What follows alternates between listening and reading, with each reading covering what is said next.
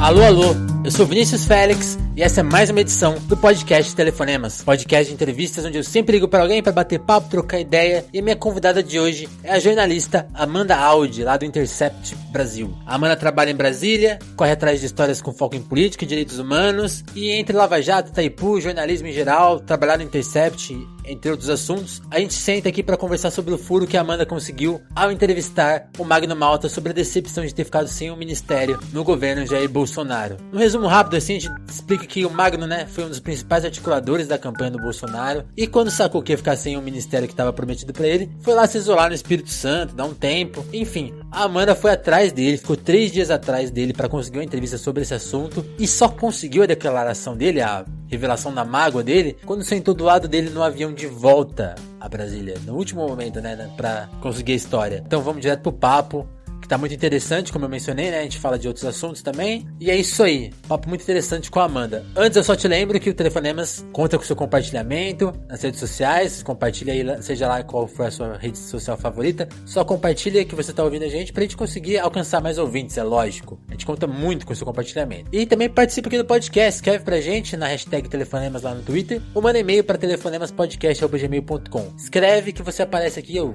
dou um alô pra você, respondo sua pergunta, a gente comenta algum assunto que você quiser, tiver afim. É isso aí, escreve pra gente, certo? Então vamos direto pro papo, que tá muito legal. Com vocês, Amanda Audi.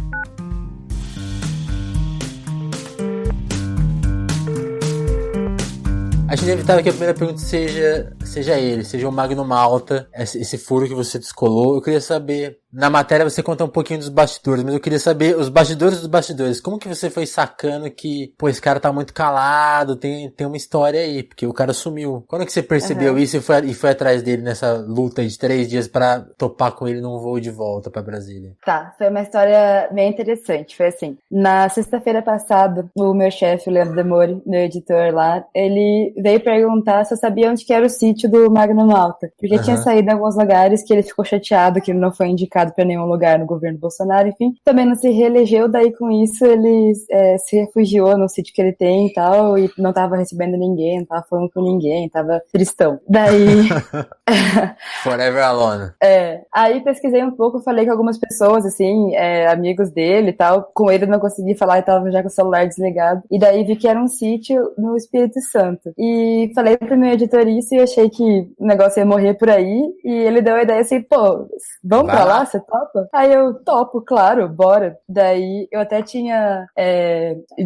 remarquei alguns planos que eu tinha feito pro fim de semana, assim, tal, porque eu fui meio que em cima da hora lá pro Espírito Santo, mas tava com uma impressão boa, assim, então achei que fosse dar certo e fui lá bem feliz, no dia seguinte já de manhã, assim, e cheguei em Vitória, eu peguei um carro, o motorista me levou até Cachoeiro do Itapemirim, que é onde ele tem esse sítio. É um sítio de recuperação de dependentes químicos lá. E imaginei que talvez fosse encontrar com ele lá, só que ele não estava. Fácil. Então, aí conversei com os pastores que trabalham lá, eles mostraram o trabalho, eu pedi para eles intercederem por mim lá junto com o Magno, que eles deviam ter contato com ele, enfim. E eles, mas tá difícil de falar com ele até pra gente, enfim. Mas vem aí amanhã que vai vir um outro pastor que é mais próximo dele, daí quem sabe você consegue. E voltei no dia seguinte, assisti um culto deles lá, que é um tipo de tratamento assim, que é Jesus, que eles falam, Jesus de manhã, tarde e à noite.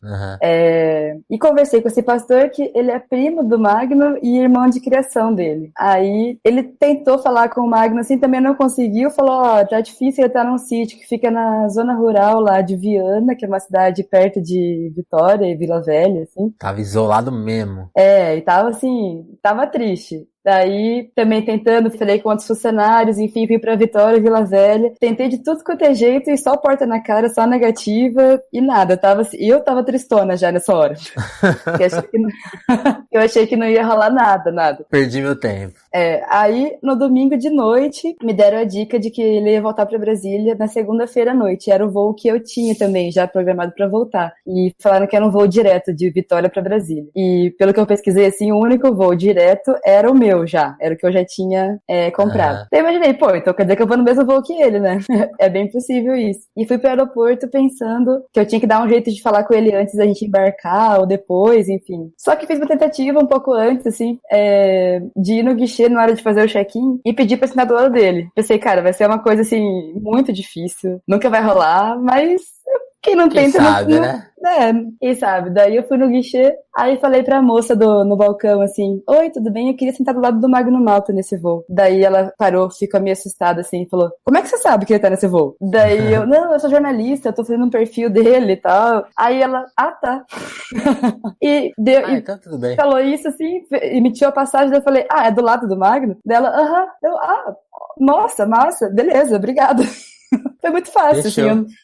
Aí eu, na hora de embarcar, assim, eu até vi ele no aeroporto, mas não queria falar com ele pra também não assustar, Às vezes ele saia correndo, né?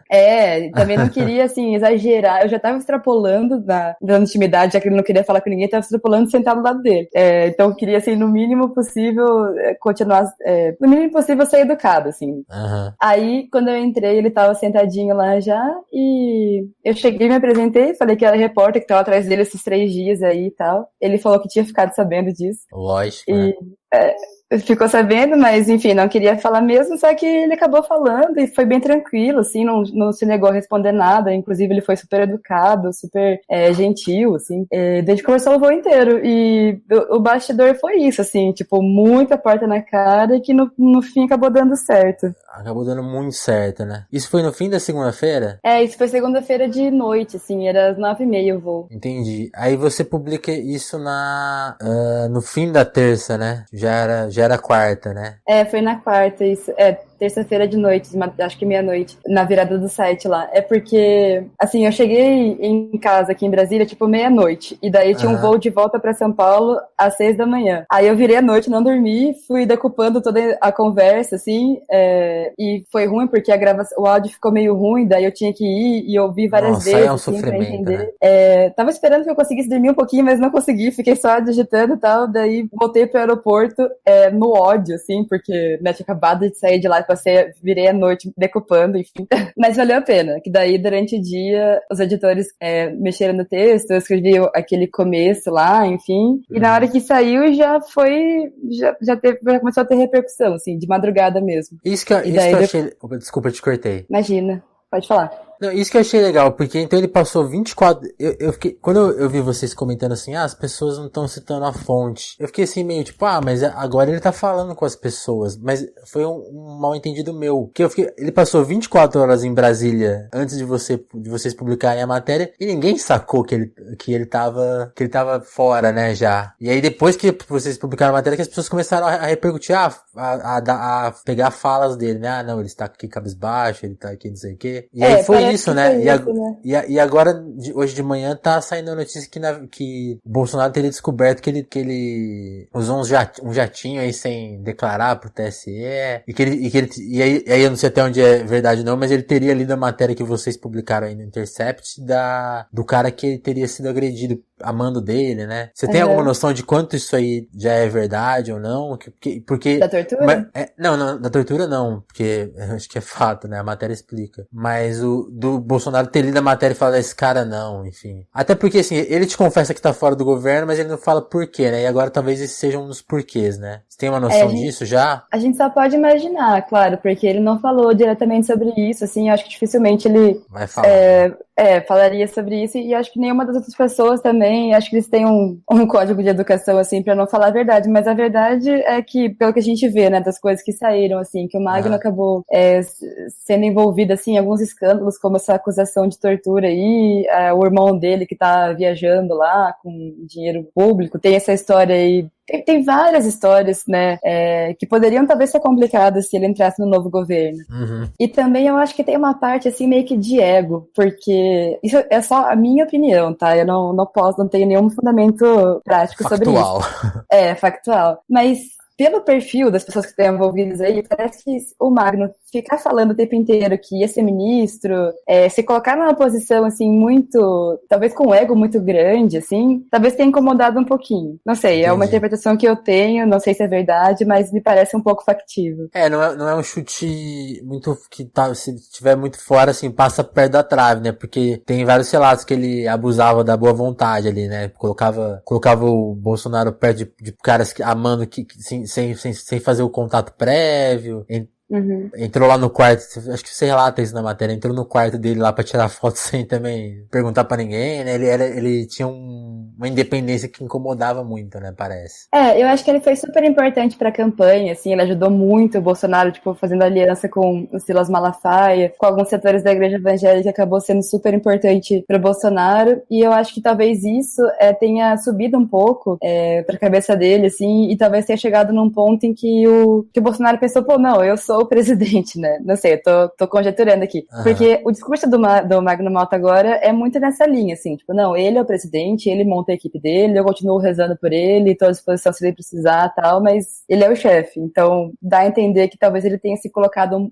pouquinho mais abaixo agora. É curioso nisso, né? Porque um cara que tava com tanto poder foi esvaziado rapidamente, a gente não sabe o que ele pode fazer, né? Porque agora ele tem razão, né? É o presidente, né? É difícil você contra-atacar, né? Você meio que tem que... Sim. Por exemplo, tem a nova ministra lá que foi indicada, que foi confirmada ontem, né? A pastora Damares. Uma assessora dele, né? Que era assessora dele. Eu senti que isso foi uma punhalada muito grande, porque ele respondeu de um jeito bem enfático e de um jeito negativo, assim. Pô, eu pensei que poderia talvez ser um afago pra ele. Por exemplo, não vamos te indicar porque por algum motivo interno aqui, mas a gente vai indicar a sua assessora e daí, quem sabe, você entra ali junto. A parceria continua, né? A parceria continua. Só que ele respondeu de um jeito, não, se ele indicar ela, a pastora, então é o reconhecimento do trabalho dela. Ele deixou muito claro que não tinha nada a ver com ele, assim. Então acho que isso talvez tenha sido até a gota d'água aí do esfriamento da relação. Mas ao mesmo tempo é isso, né? Tipo assim, é um personagem que ainda merece atenção, né? Tipo, ficar de olho no que ele vai fazer, né? Com certeza, sim. Esse poder que ele tem, assim, de influenciar e tal, isso não se perde. Não sei o que ele vai fazer no ano que vem, mas ele já tem muita gente que tá junto com ele, que escuta o que ele fala, enfim, vamos ver. Amanda, eu queria que você contasse um pouco da sua rotina com o Intercept. Você não é a única coisa que você faz, né? Eu queria muito entender o funcionamento da redação, porque você pode viajar, é um lugar centralizado, como que é o funcionamento da redação? Porque esse ano você conseguiu muitas matérias importantes pra eles, mas num esquema que eu noto assim, que tipo assim, você não fica ali fixa, ou tem obrigação de entregar, você entrega coisas quando realmente tem que entregar. Como que é essa rotina do site e junto com a sua rotina pessoal? Você não trabalha só pra eles, então? Trabalho só com eles, sim. Entendi.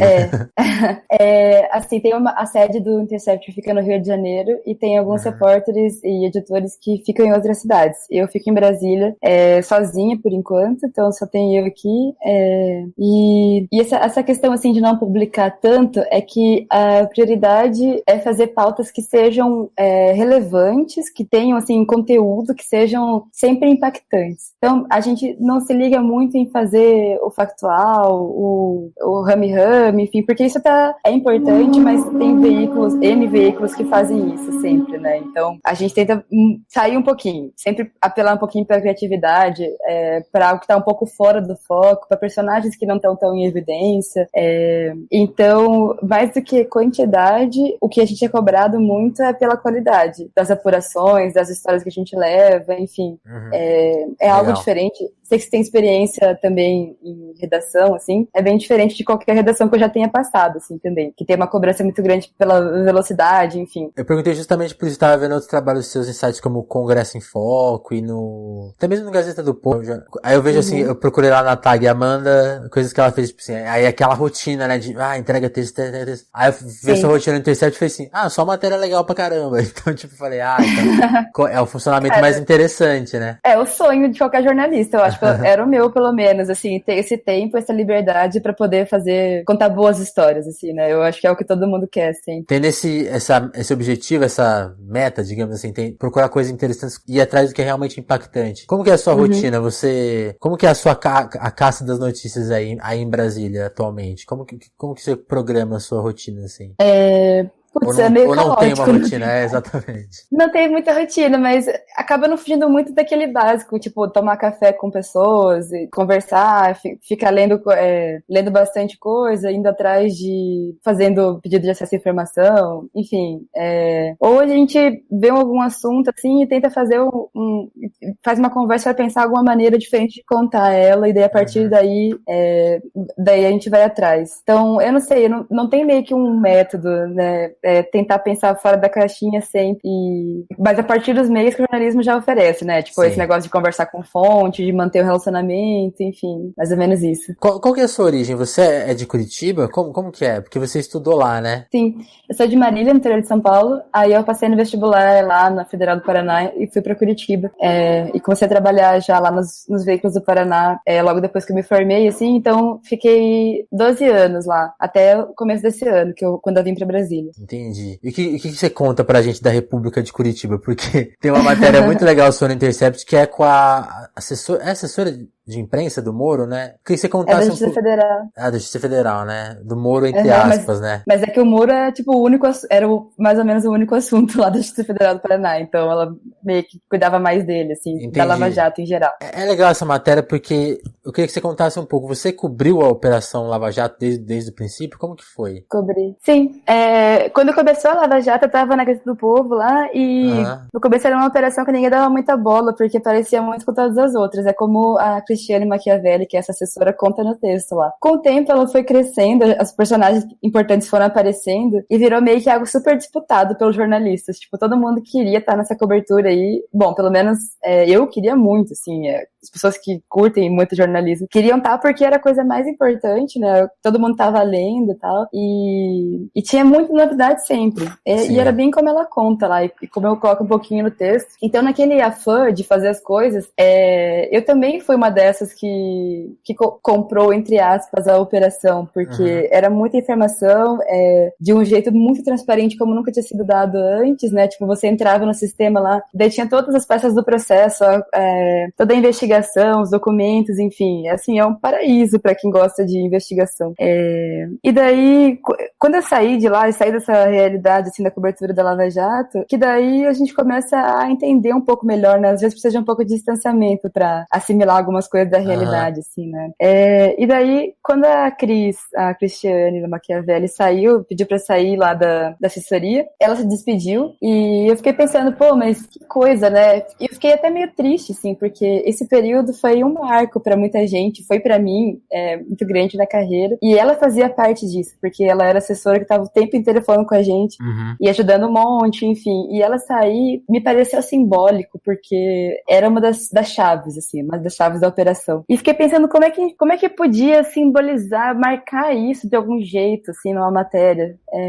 Perguntei se ela toparia dar uma entrevista e ela acabou topando, então foi meio sem planejamento, assim. Aí minha editora, a Paula Bianchi, teve uma ideia de fazer aquele esquema de escrever no meio, entre as perguntas, um pouco de contexto, pra não ficar só a entrevista bruta, assim, a gente explicar um pouquinho como é que era a realidade lá da cobertura da operação, como é que ela começou, enfim, dá um pouquinho mais de molho pra pessoa que tá lendo e que não lembra muitas vezes, porque nem mesmo a gente que tava ali não lembra de tudo, aconteceu muita coisa. Parece outro mundo, né? Você fala em 2014, parece que é uma época que não existiu, né? Nossa, sim, cara, 2014 parece que faz 10 anos já, né? Tanta coisa aconteceu. E, cara, pegou super mal essa entrevista aí. Tipo, pegou super bem e super mal ao mesmo tempo. Foi muito reveladora. Assim, muita gente gostou, defendeu e elogiou, tal, foi massa. Teve bastante repercussão no dia também.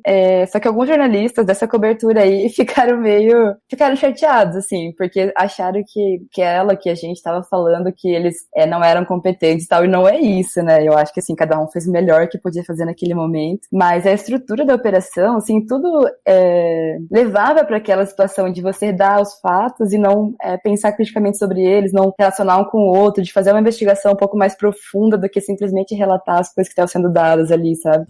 Então, pegou um pouco mal isso aí, mas tudo bem, nosso papel é esse também, né? A gente cobra tanto a autocrítica dos outros, tem que ter um pouquinho de autocrítica nossa também. Com todo respeito. Sim, sim. E você falou uma coisa, acho que, sim, pra quem não leu a matéria, procurem saber, pra usar a frase do Gil.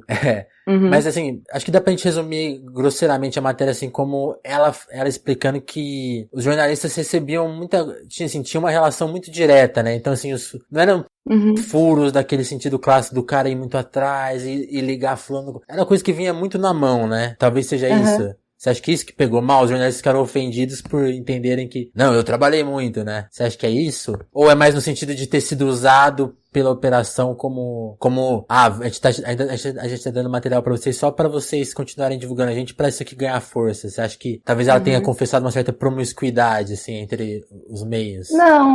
Não, isso eu acho que não. Eu acho que, assim, de verdade, não tinha essa promiscuidade como muita gente apontou, assim. Eu acho que foi ela e a gente, acho que, assim, a gente foi seguindo de um jeito que parecia o mais correto. E era o correto, assim, na verdade, né? Eu acho que esse negócio aí de eu falar que pegou mal é porque, por algum motivo, muitos jornalistas, por exemplo, eu acabei tendo um pouco de nome também por causa disso, muitos jornalistas de Curitiba estão em outros lugares agora, conseguiram crescer, assim, e tal, porque era uma operação que parecia, que era muito importante. Só que, na verdade, no fundo, ela era muito fácil de cobrir. Era trabalhosa, obviamente, porque tinha muita coisa pra fazer, enfim. Mas era fácil, porque tava tudo na mão. Não é aquela coisa, assim, de você batalhar um furo. Não existe furo na Lava Jato. Se você dá um furo, é 5 minutos antes do seu colega. E isso é furo, né?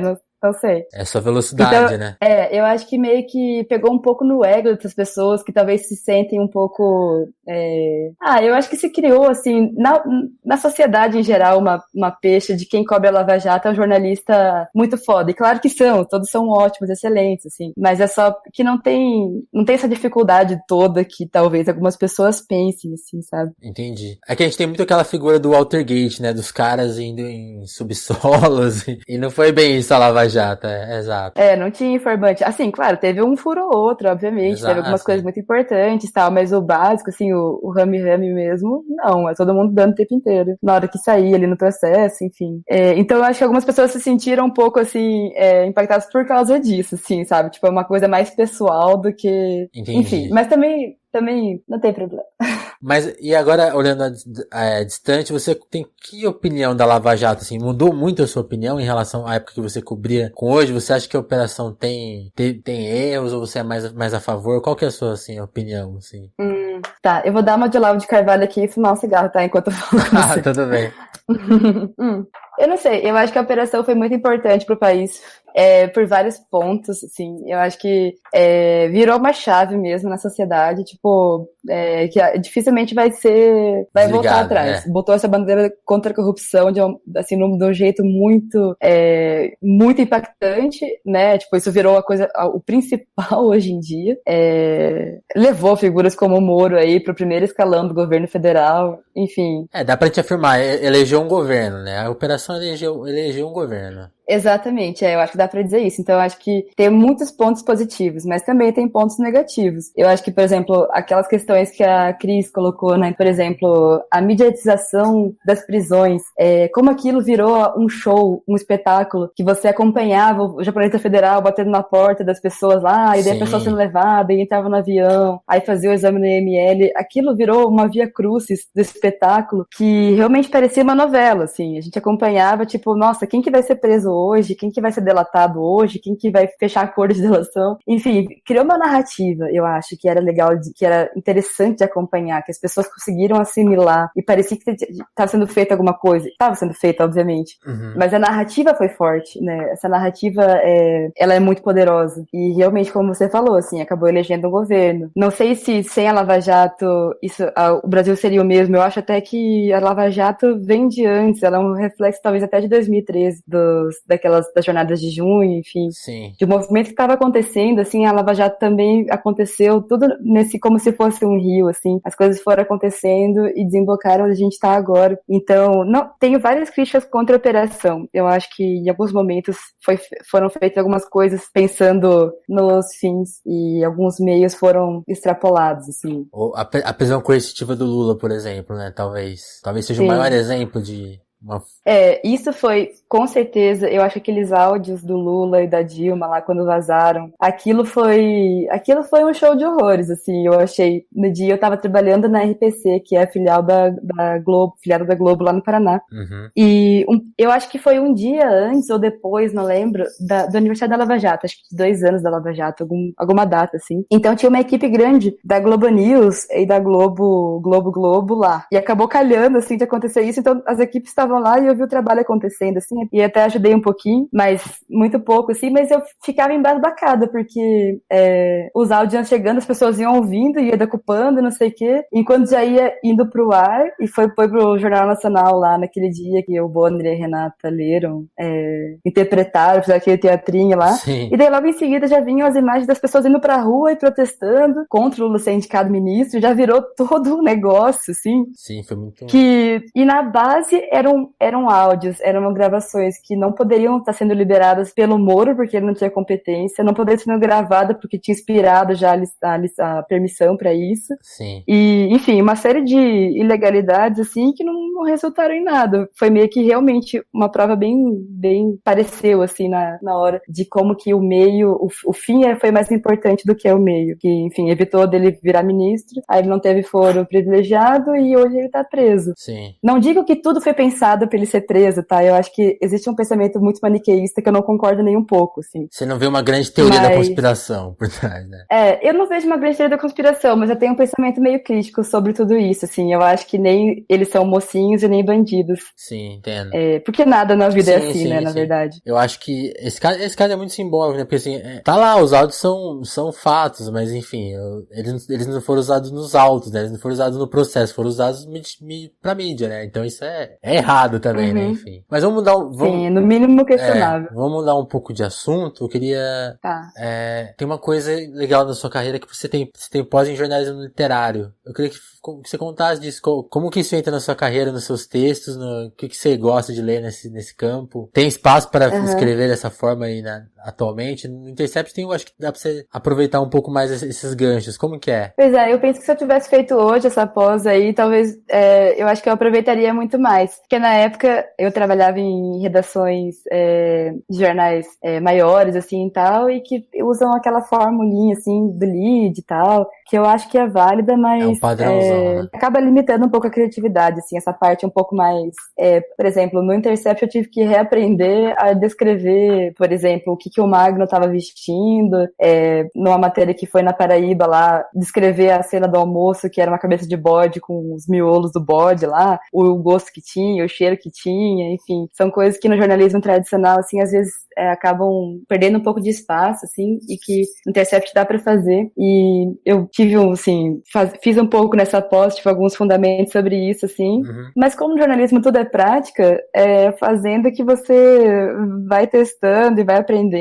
Eu tenho muito medo de ser piegas em alguns momentos, assim, sabe, porque parece que tudo que faz da objetividade já começa a ser meio, assim, passar um pouco, né, mas acho que tem um limite, assim, de você, pra pessoa entender, tipo, assim, se sentir naquela história, que eu acho que isso é o maior desafio que a gente tem que ter, criar uma empatia, assim. Tem um limite entre você criar uma empatia e você já virar piegas e, enfim, ser chato. Sim. E esse é o maior desafio, né, de você conseguir criar esse ambiente, assim, e tal, sem Costuma muito virar aquela coisa pedante, né, assim, ele entrou pela porta, umas coisas que, não, pra quê?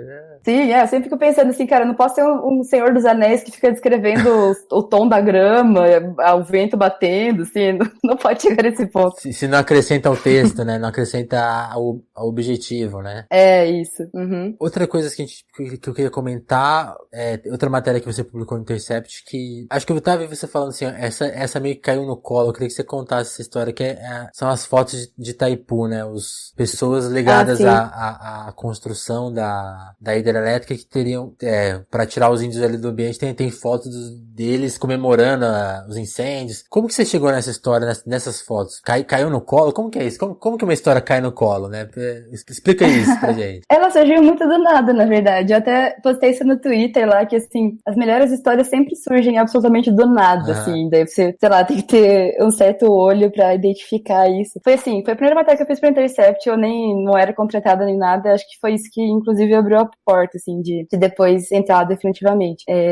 Eu tinha sugerido pra eles uma matéria sobre militares que na ditadura foram torturados e foram mortos também e tal. E daí, o editor lá me respondeu colocando um monte de perguntas, assim, e eu fui, na hora de pesquisar essas perguntas, eu fui ver o relatório da Comissão da Verdade do Paraná, já que eu era de lá, assim, eu tava na mão, comecei a dar uma olhada, assim, e tal, pra responder, e daí chegou teve um trecho, tem um capítulo inteiro sobre índios, assim, tinha um trecho que falava isso, era tipo uma linha no relatório. É uma coisa muito por cima, não tinha foto nenhuma, não tinha nada, assim, passou super batido. Era um relatório, acho que de 2014, assim, não era nem nada muito recente. Entendi. E eu, cara, sabe quando vira total a cabeça? Eu esqueci totalmente a pauta que eu tinha sugerido antes.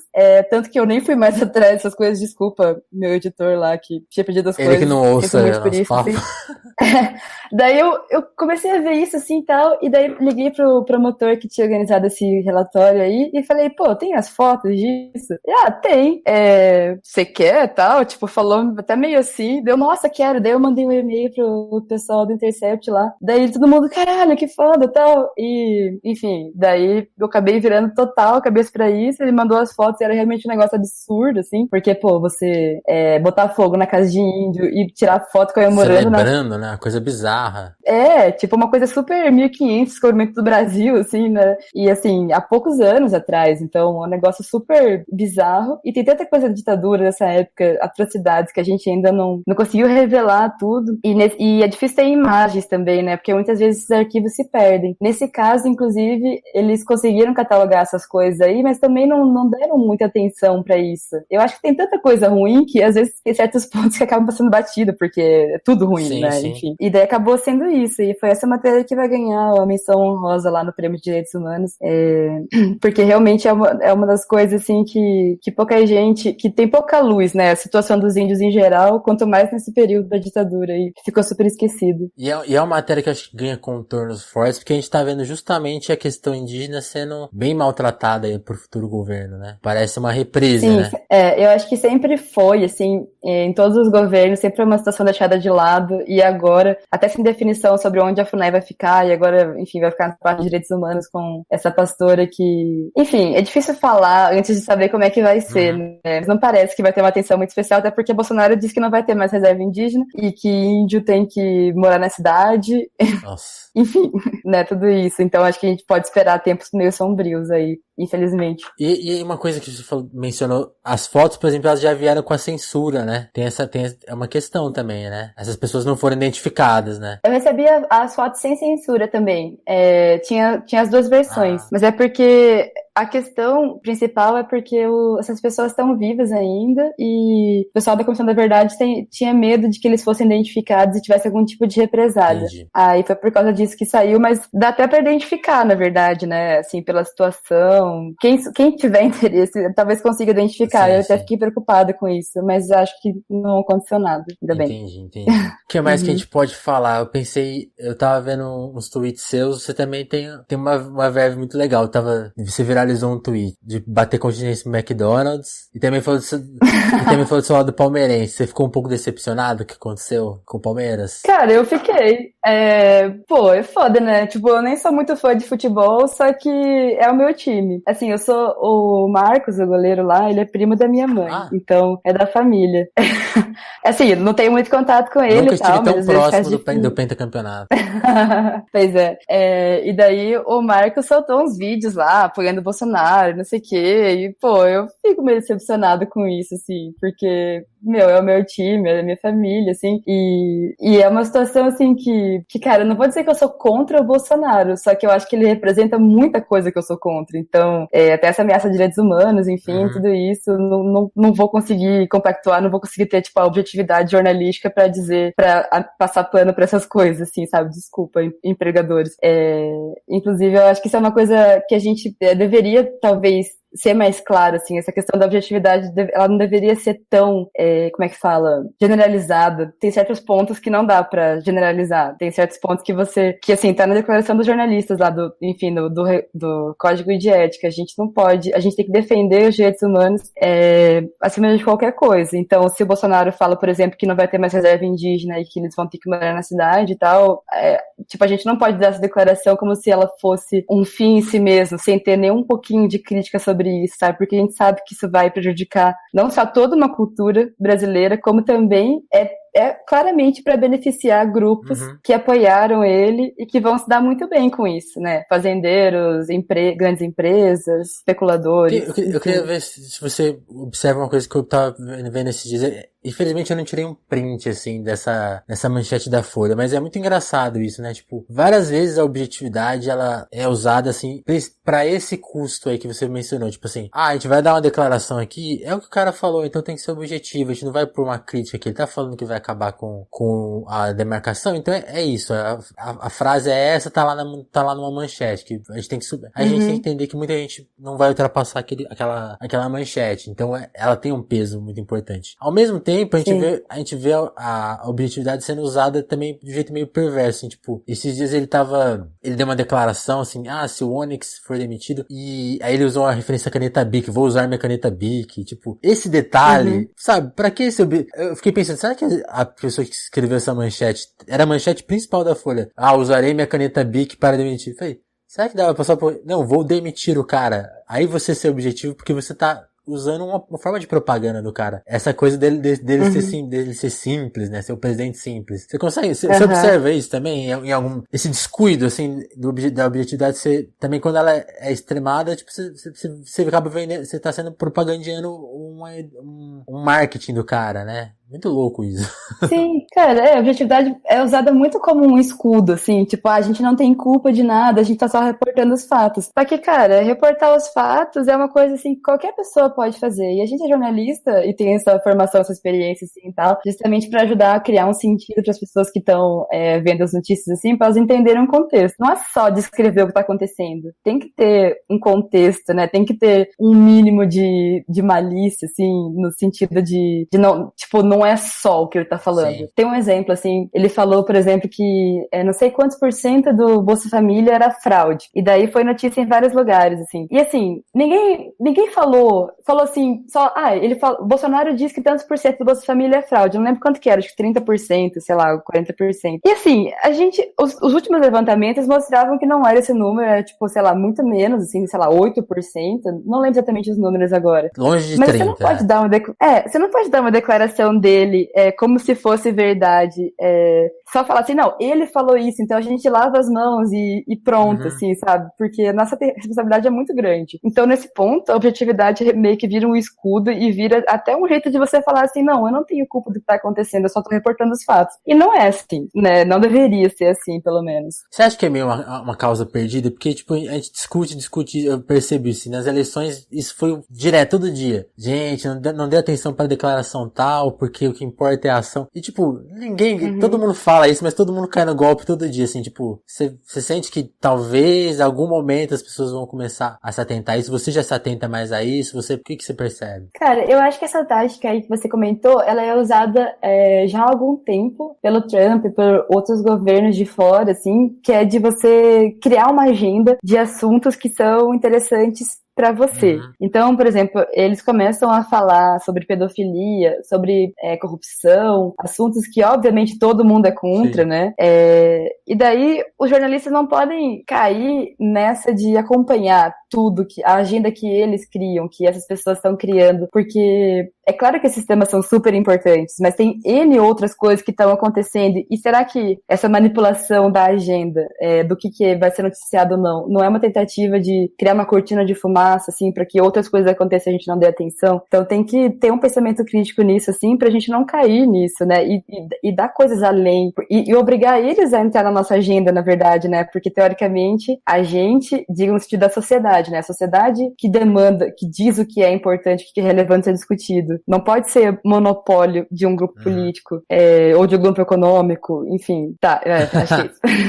Mas é legal isso, porque você sente que o Intercept tenta fazer essa coisa, porque aí ao mesmo tempo a gente cai em outra coisa que é justamente isso que a gente mencionou lá no começo da entrevista, que é, às vezes uma informação que vocês dão não é dada com contexto, e não é dada nem o crédito, né? Como que você avalia isso, assim, dos veículos independentes que estão trabalhando no Brasil agora, e qual que talvez vai ser a posição deles, porque agora que você conseguiu um super furo, aí o Reinaldo Azevedo te citou, sem falar seu nome, mas aí você apareceu na Globo, você apareceu na Globo News, que aí você contasse como que você sente que os veículos independentes estão sendo inseridos justamente nesses veículos maiores que estão perdendo, acho que aí é a opinião minha, estão perdendo nessa guerra da contextualização, estão muito rendidos às pautas sei lá, se é por factual, eu sei lá tá, se né? é uma coisa, estão perdidos mesmo, estão agindo de forma consciente, ou se estão muito, talvez, preguiçosos e viciados naquela coisa, é a notícia do dia, então tem que ser dado, enfim. Mas Eu acho difícil vamos criticar. até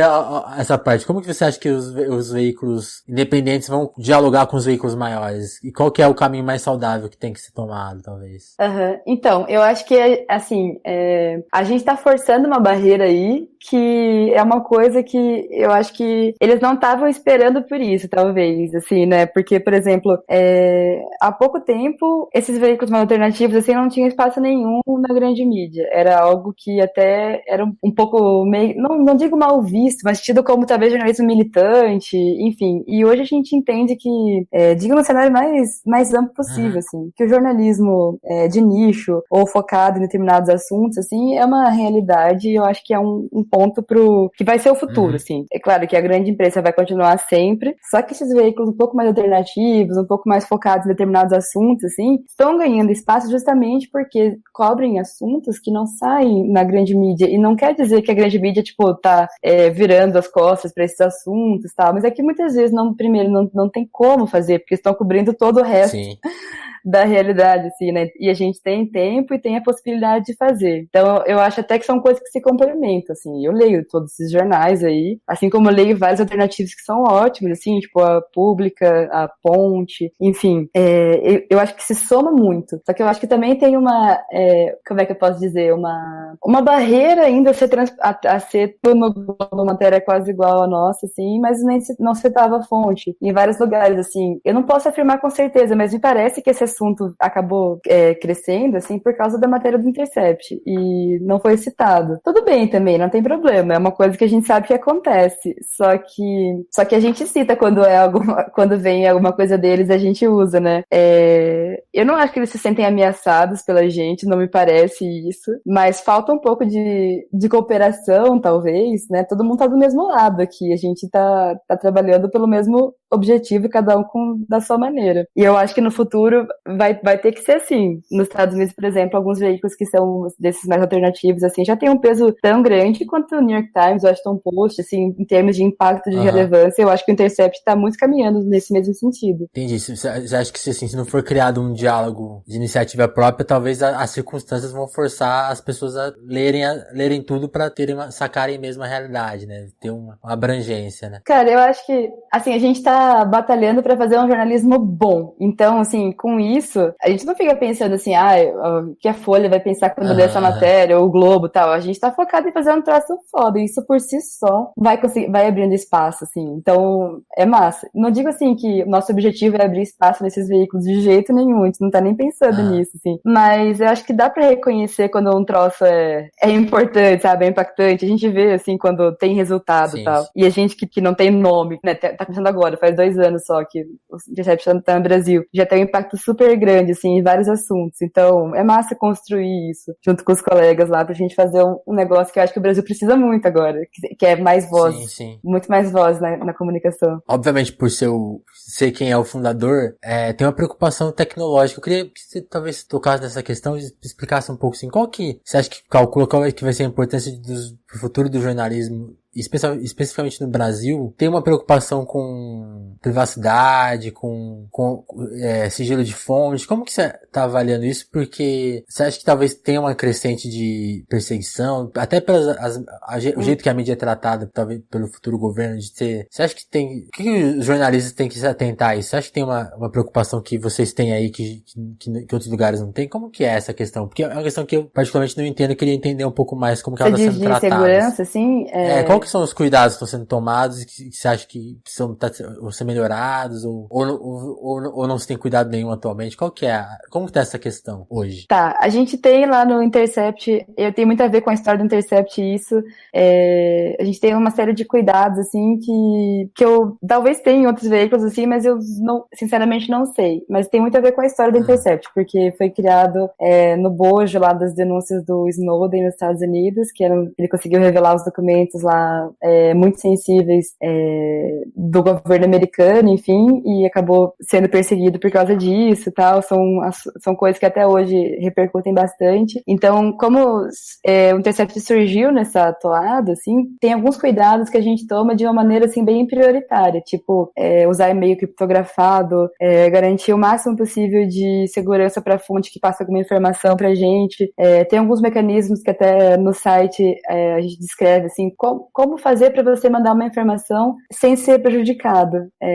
Tem algumas ferramentas tecnológicas, enfim, que possibilitam isso, porque é muito ruim você querer passar uma informação, algo que você acha que é importante, mas você se sente impedido porque a sua integridade física pode ser comprometida por causa disso, ou você pode perder o emprego e tal. Então a gente tenta encontrar maneiras de minimizar o máximo possível, de resguardar essas fontes. Então a gente tem bastante esse cuidado. E também da gente, assim, né, na nossa comunicação mesmo, entre nós, ou com as fontes, ou enfim, na vida pessoal mesmo, a gente tenta tomar algumas medidas, assim, para ser o máximo seguro possível, porque a nossa realidade hoje é de que não existe muita segurança, assim, a gente não confia, não digo a gente no Intercept, mas a gente como cidadão em geral mesmo, assim, né, a gente tá muito exposto a coisas que a gente não tem muita ideia de como funciona ainda, nas redes sociais, né, na internet em geral. E você meio que sofreu isso, né, porque, não sei como envolve o processo, não sei se você pode comentar, mas teve o caso da Joyce, né, que, tipo, expôs seu nome, aí você recebeu ameaça de morte. Uhum. É bizarro isso, né? Você pode contar Claro, sobre isso? Claro, posso.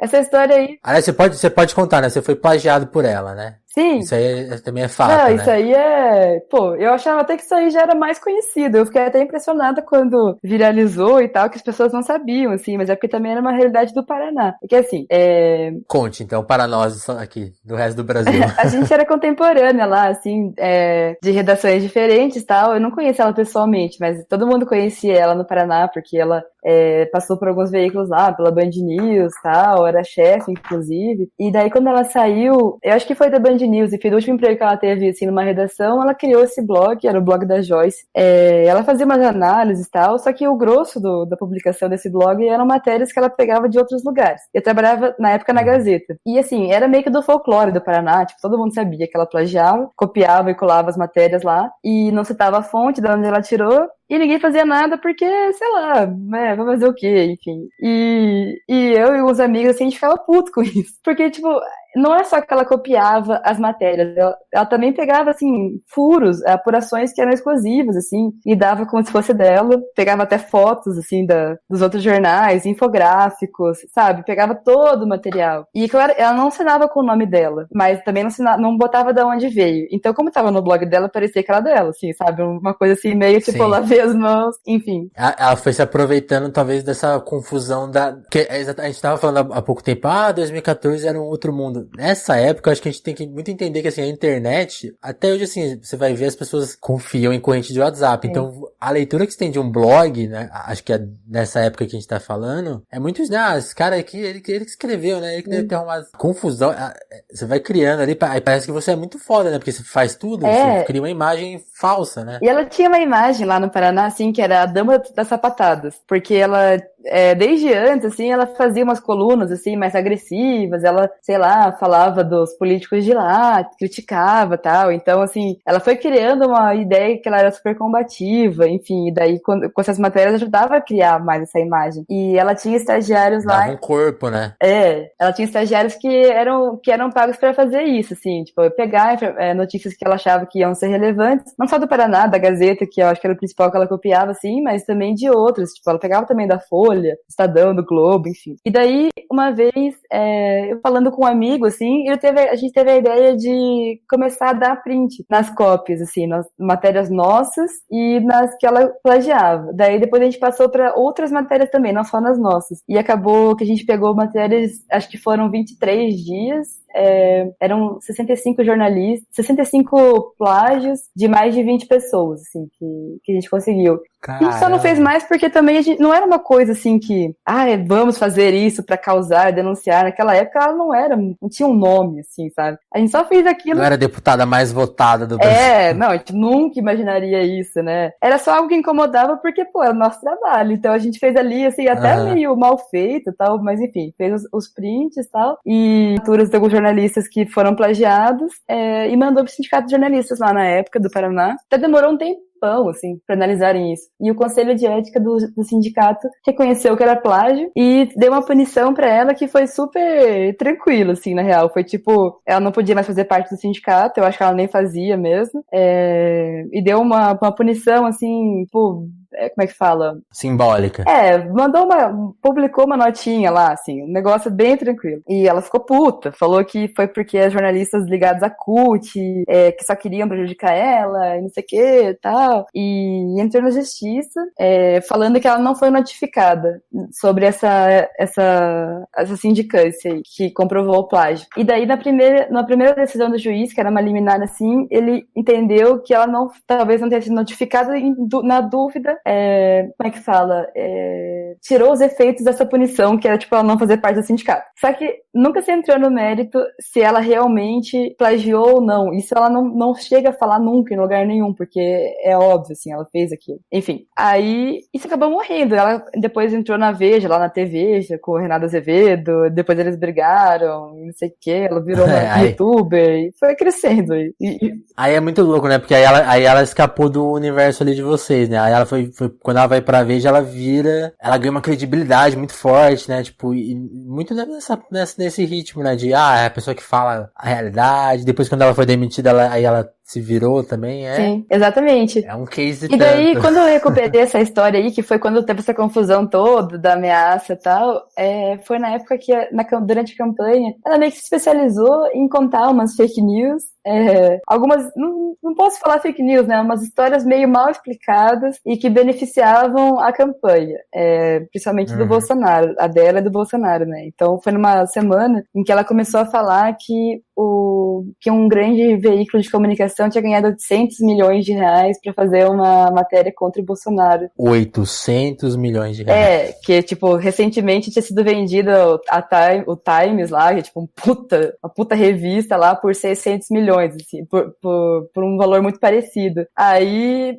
ficou um valor meio absurdo, né? Tipo, quem tem 800 milhões pra pagar uma matéria? Não é uma coisa assim que... Não é normal isso, né? Uma capa é mais baratinha, gente.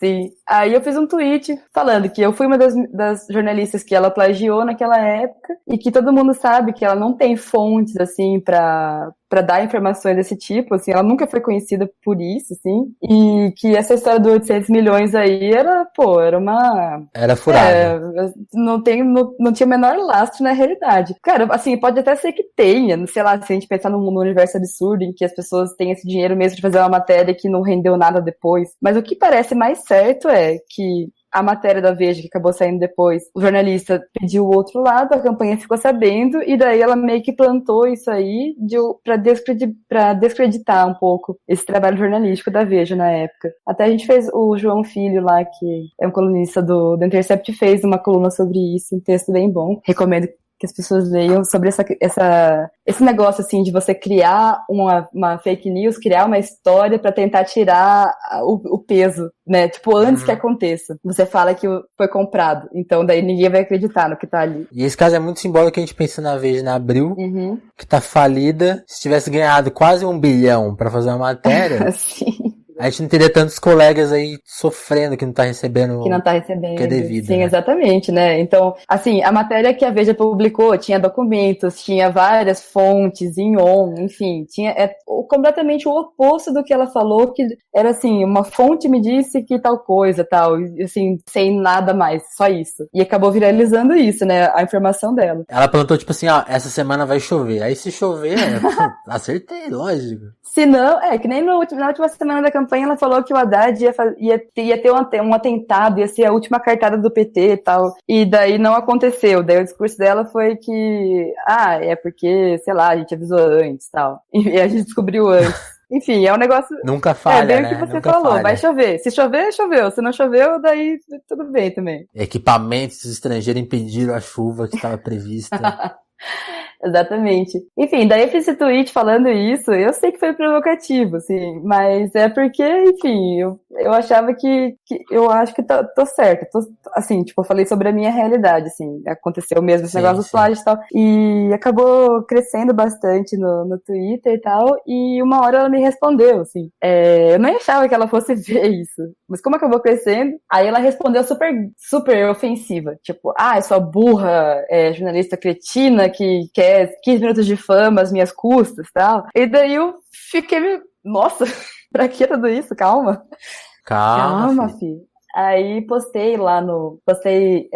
fiz 2 tweets assim com um exemplo, nem botei todos que eu tinha lá, porque também ia ser muito trabalho, mas botei uma matéria minha. Ia ser muito tweet.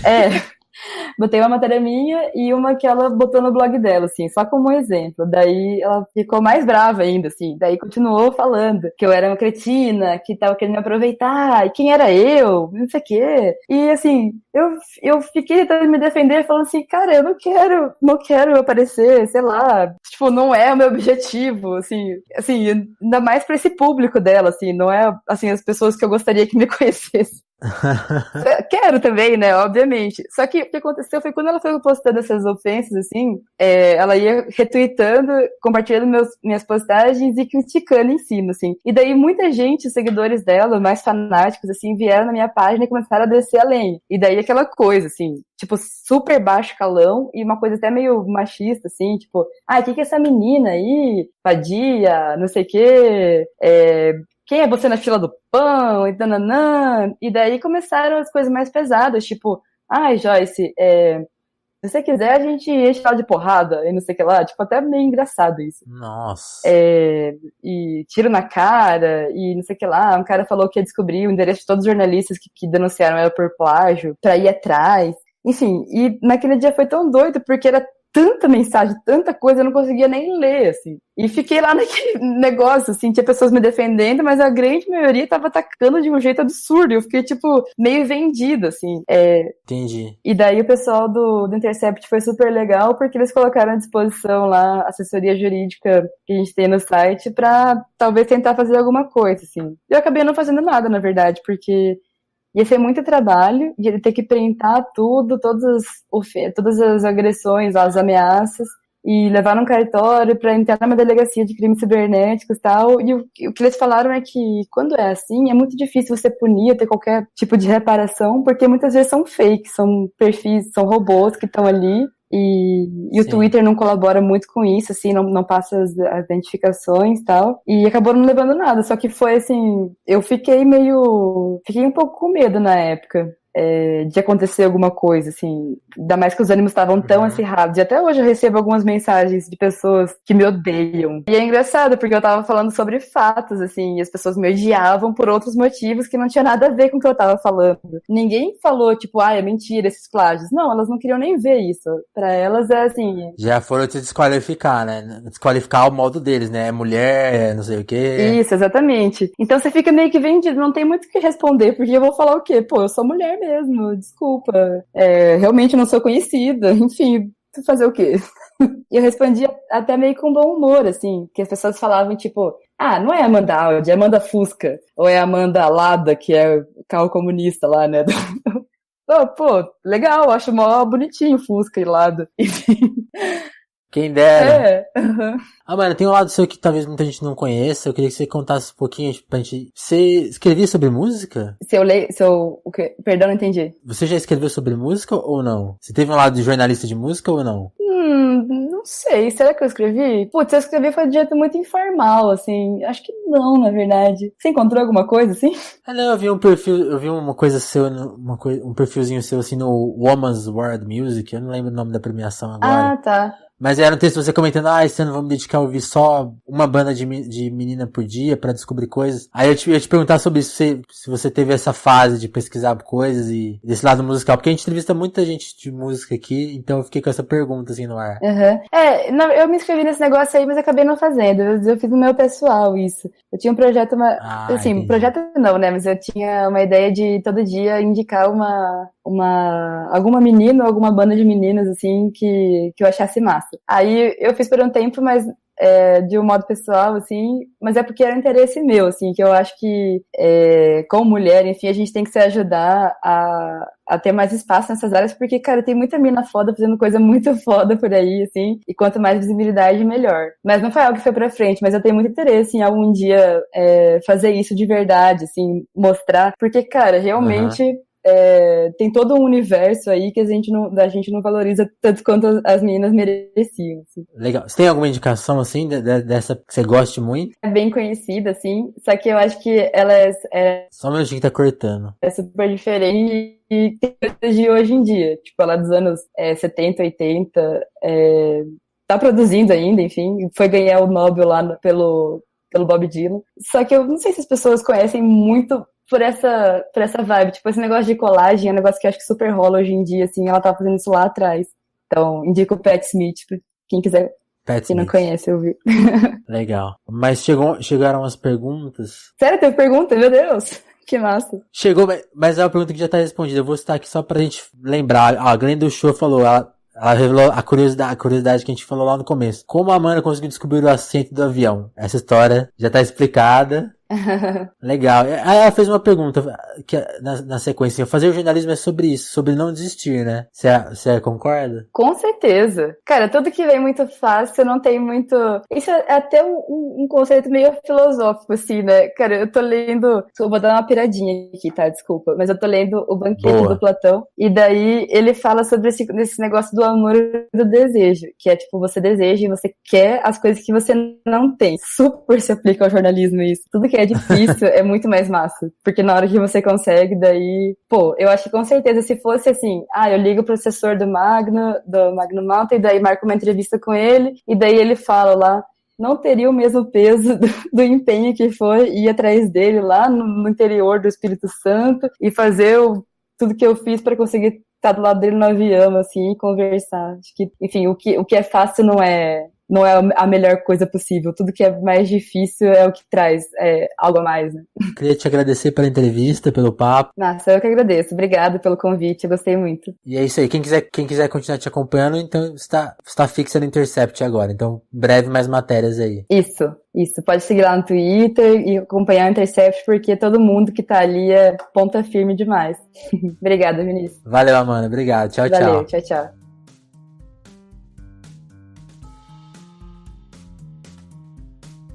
Alô, fala pessoal, tudo certo? Gostaram da edição com a Amanda? Quero agradecer a Amanda mais uma vez pela entrevista, valeu demais. Sigam ela, continuem acompanhando o trampo dela, um trampo incrível, muito bom e que merece ser acompanhado de perto. Segue ela no Twitter, segue lá no Intercept. Entre os alunos de hoje, quero mandar um alô. Enfim, para você participar aqui, né, desse pós-entrevista, dessa parte dos alunos aqui, escreve pra gente lá no Twitter, na hashtag Telefonemas, manda e-mail pra telefonemaspodcast@gmail.com, tá tudo na descrição, falei certo, eu acho. Enfim, mas escreve pra gente e participa aqui dessa sessão que eu mando um alô, leio seu recado, sua reclamação, fala seus pontos, suas perguntas. Quero dar um alô primeiro pros pais da Amanda. Não sei se vocês ouviram até aqui, mas a Amanda me contou que vocês são fãs de podcast e que iam ficar muito felizes e que com certeza iam adorar ouvir um podcast com ela. Então, olha que legal, né? Isso. Espero que vocês se tornem ouvintes, já que vocês gostam de podcast, se tornem ouvintes do Telefonemas. Tem aí umas outras edições para vocês já irem ouvindo. Sigam para ouvir as próximas. Escrevem também para... Mandem recado para mim no Twitter ou no e-mail. Vou ficar muito feliz de ler aqui um recado de vocês sobre ter entrevistado a filha de vocês e se vocês se tornarem ouvintes, enfim, vai ser ótimo ter a participação de vocês sempre. Muito obrigado aí por terem ouvido essa edição.